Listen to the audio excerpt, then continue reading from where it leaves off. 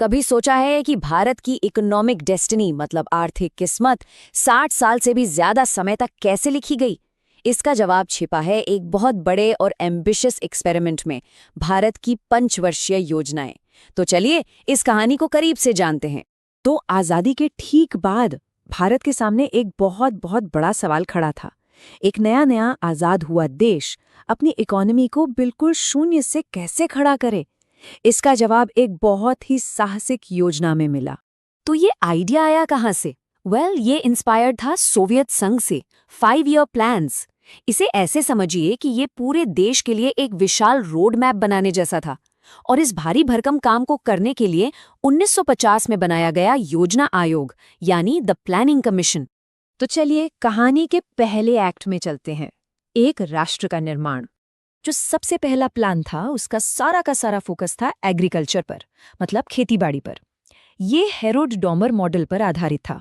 अब ये मॉडल क्या है? मतलब सीधा सा हिसाब था कि देश का विकास बचत और निवेश पर डिपेंड करता है। इसीलिए भाखड़ा नांगल जैसे बड़े बड़े बांध बनाए गए ताकि खेतों तक पानी पहुंचे और देश में अनाज की कमी ना हो। और पता है नतीजा क्या हुआ? पहली योजना तो सुपर हिट साबित हुई।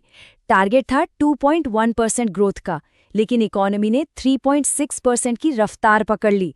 ये एक जबरदस्त शुरुआत थी। दूसरी योजना आते ही कहानी ने एक बड़ा मोड़ ले लिया। अब फोकस एग्रीकल्चर से हटकर हेवी इंडस्ट्रीज पर चला गया।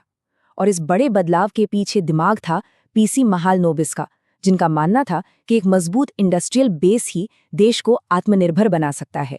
इसी औद्योगिक सोच ने भारत के कुछ सबसे आइकॉनिक स्टील प्लांट्स को जन्म दिया। राउरकेला, भिलाई और दुर्गापुर। ये सिर्फ कारखाने नहीं थे, ये एक नए मजबूत भारत के प्रतीक थे, जिन्हें बनाने में हमें इंटरनेशनल कोलैबोरेशन भी मिली। तीसरी योजना का लक्ष्य बहुत बड़ा था, भारत को आर्थिक रूप से पूरी तरह आत्मनिर्भर बनाना। लेकिन जैसा कहते हैं ना, किस्मत को कुछ और ही मंजूर था। ये योजना एक के बाद एक मुश्किलों में फंसती चली गई। और हुआ ये कि ये प्लान पूरी तरह से फेल हो गया। वजह दो युद्ध, 1962 में चीन के साथ और 1965 में पाकिस्तान के साथ, और ऊपर से एक भयानक सूखा। इन सब ने मिलकर अर्थव्यवस्था की कमर ही तोड़ दी।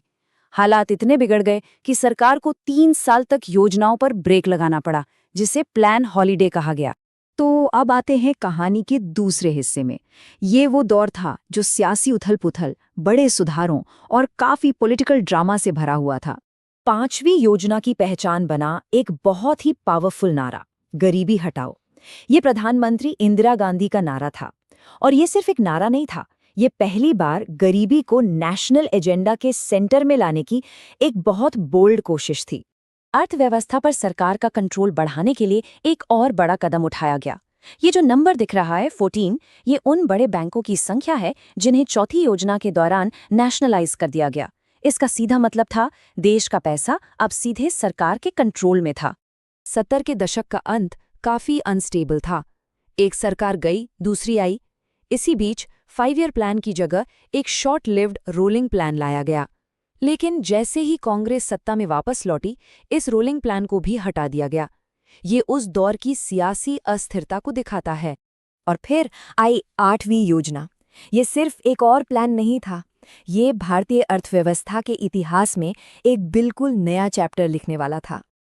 1991 तक आते आते भारत एक बहुत बड़े आर्थिक संकट के मुहामे पर खड़ा था। हमारे पास विदेशी मुद्रा भंडार लगभग खत्म हो चुका था। इस क्राइसिस से निकलने के लिए सरकार ने वो कदम उठाए जिन्हें आज हम LPG रिफॉर्म्स के नाम से जानते हैं: लिबरलाइजेशन, प्राइवेटाइजेशन और ग्लोबलाइजेशन। इन सुधारों ने भारत की इकोनॉमी का चेहरा हमेशा के लिए बदल दिया। अब हम पहुंच चुके हैं कहानी के आखिरी अध्याय में, जहां एक नए भारत की तस्वीर उभरती है। नई सदी के साथ प्लानिंग का फोकस भी बदला। अब सिर्फ ग्रोथ रेट बढ़ाना काफी नहीं था। 11वीं योजना जैसी योजनाओं का मकसद था ये पक्का करना कि विकास का फायदा देश के हर इंसान तक पहुंचे। नारा था तीव्र और अधिक समावेशी विकास। और फिर आई 12वीं योजना, जो इस लंबे सफर की आखिरी कड़ी साबित हुई। इसने समावेशी विकास के आइडिया को और आगे बढ़ाया, इसमें टिकाऊ यानी सस्टेनेबल शब्द जोड़कर। ये भारत की आखिरी पंचवर्षीय योजना थी। इसके साथ एक युग का अंत हो गया। 2015 में एक ऐतिहासिक फैसला लिया गया। 65 सालों से भारत की आर्थिक दिशा तय करने वाले योजना आयोग को ही भंग कर दिया गया। ये सच में एक बहुत बड़े युग का अंत था। योजना आयोग की जगह एक नई संस्था ने ली, नीति आयोग। पर यह सिर्फ नाम का बदलाव नहीं था, ये सोच का बदलाव था। अब दिल्ली में बैठकर पूरे देश के लिए प्लान बनाने के बजाय राज्यों के साथ मिलकर नीतियां बनाने पर जोर दिया गया। मतलब अब ये एक थिंक टैंक की तरह काम करता है। तो 5 ईयर प्लान्स का चैप्टर तो अब बंद हो चुका है, लेकिन भारत की इकोनॉमिक स्टोरी आगे बढ़ रही है। अब सवाल ये है कि इस बदलती दुनिया में भारत अपनी आर्थिक तकदीर कैसे लिखेगा? अगला बड़ा आइडिया क्या होगा? इसका जवाब तो खैर हमें भविष्य में ही मिलेगा।